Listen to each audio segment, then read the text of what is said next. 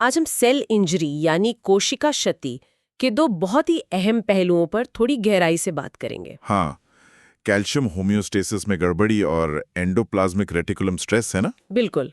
हमारे पास जो जानकारी है उससे ये समझने में मदद मिलेगी कि ये जटिल प्रक्रियाएं आखिर काम कैसे करती हैं। सही। तो हमारा मकसद ये समझना है कि सेल के अंदर ये कैल्शियम का संतुलन बिगड़ता कैसे है और ये ईआर पर तनाव क्यों आता है, कैसे आता है और फिर ये दोनों मिलकर सेल को नुकसान कैसे पहुंचाते हैं। चलिए इसे खोलकर समझते हैं। तो सबसे पहले कैल्शियम की बात करते हैं।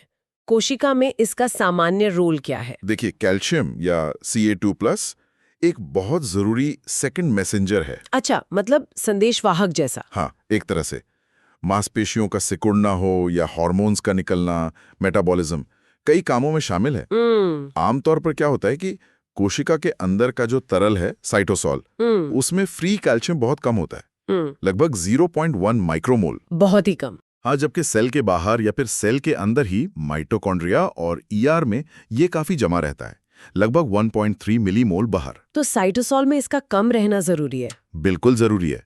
ये कम स्तर असल में कोशिका को बचाता है, एक सुरक्षा कवच जैसा है। तो फिर गड़बड़ी कब होती है? गड़बड़ी तब होती है जब जैसे इश्कीमिया हो जाए, मतलब खून का बहाव कम हो जाए या कोई टॉक्सिन आ जाए।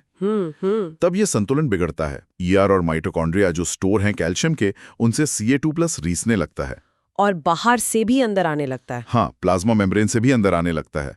तो साइटोसॉल में कैल्शियम की जैसे बाढ़ आ जाती है और यहीं से सारी दिक्कतें शुरू होती हैं। क्या दिक्कतें? सबसे पहले तो ये माइटोकॉन्ड्रिया को हिट करता है। पावर हाउस को? हाँ, ज्यादा कैल्शियम जमा होने से माइटोकॉन्ड्रिया में एक पोर, माइटोकॉन्ड्रियल परमेबिलिटी ट्रांजिशन पोर, खुल जाता है। अच्छा। इससे एटीपी बनना यानी एनर्जी प्रोडक्शन कम या बंद हो जाता है। ये तो बहुत गड़बड़ है। और रुकिए, बात यहीं खत्म नहीं होती। ये बढ़ा हुआ कैल्शियम कई खतरनाक एंजाइम्स को भी जगा देता है। एंजाइम्स? जैसे फॉस्फोलाइपेजेज हैं, वो सेल की मेम्ब्रेन को गलाने लगते हैं। प्रोटीएजेज हैं, वो सेल के ढांचे मतलब साइटोस्केलेटन और मेम्ब्रेन प्रोटीन्स को तोड़ने लगते हैं। डीएनए को भी? हाँ, एंडोन्यूक्लियसेस डीएनए और क्रोमैटिन को खंडित करते हैं और तो और एटीपीएजेस बची खुची एटीपी को भी तेजी से खत्म कर देते हैं। बाप रे, मतलब पूरी तबाही। एक तरह से हाँ, पूरा सिस्टम चरमरा जाता है। ये तो हुई कैल्शियम की बात। अब आते हैं एंडोप्लाज्मिक रेटिकुलम स्ट्रेस पर। पहले ये बताएं कि ईआर का मुख्य काम क्या है? ईआर का एक बहुत महत्वपूर्ण काम है प्रोटीन की क्वालिटी कंट्रोल करना। Quality control? हाँ, मतलब प्रोटीन सही से बने, सही से फोल्ड हों। इसमें चैपरोन्स नाम के प्रोटीन मदद करते हैं। और अगर प्रोटीन्स गलत फोल्ड हो जाएं तो, जिन्हें मिसफोल्डेड प्रोटीन्स कहते हैं, तो ईआर उन्हें पहचानता है और फिर यूबिक्विटिन से टैग करके प्रोटियोसोम्स में भेज देता है नष्ट होने के लिए। एक तरह का क्लीन अप सिस्टम। ठीक है, तो ईआर स्ट्रेस कब होता है? स्ट्रेस तब होता है जब ये मिसफोल्डेड प्रोटीन्स किसी वजह से नष्ट होने के बजाय ईआर में जमा होने लगते हैं। जमा होने लगते हैं? क्यों? देखिए, जब ये जमा होते हैं तो ईआर पर बहुत दबाव पड़ता है। इसी को ईआर स्ट्रेस कहते हैं। और फिर कोशिका क्या करती है? इसके जवाब में कोशिका एक बचाव का रास्ता अपनाती है, अनफोल्डेड प्रोटीन रिस्पॉन्स या यूपीआर। यूपीआर? ये क्या है? ये एक कोशिश है स्थिति को संभालने की। इसमें 3 मुख्य काम होते हैं। क्या? पहला, ज्यादा चैपरोन्स बनाना ताकि फोल्डिंग में मदद मिले।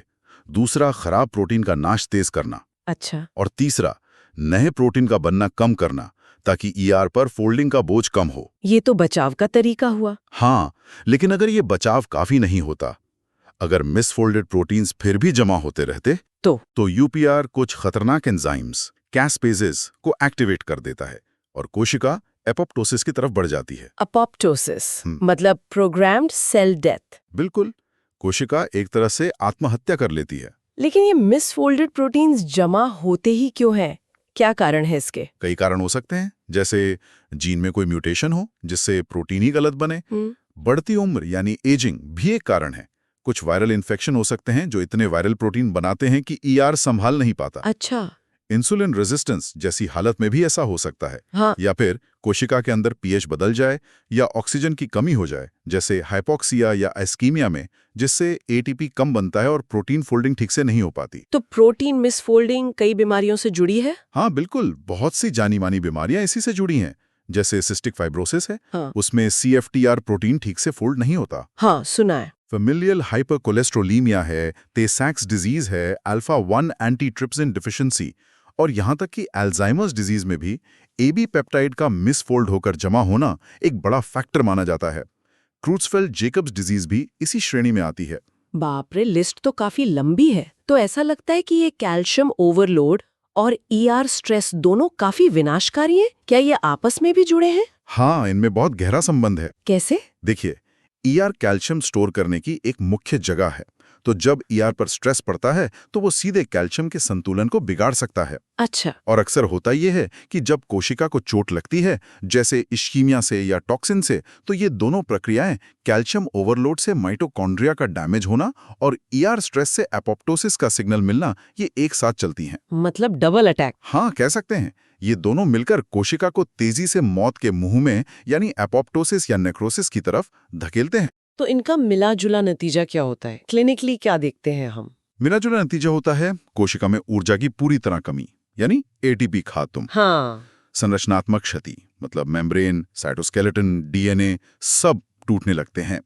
और अंत में ऐसी क्षति जिससे कोशिका उभर नहीं पाती, यानी इरिवर्सिबल डैमेज। और ये किन बीमारियों में दिखता है? ये हमें कई स्थितियों में दिखता है, जैसे हार्ट अटैक या स्ट्रोक के बाद होने वाली इश्कीमिया रीपरफ्यूजन इंजरी, पार्किंसंस या अल्जाइमर्स जैसी न्यूरोडीजेनरेटिव बीमारियों में, डायबिटीज जैसे मेटाबॉलिक डिसऑर्डर्स में, और कुछ तरह के वायरल हेपेटाइटिस में भी।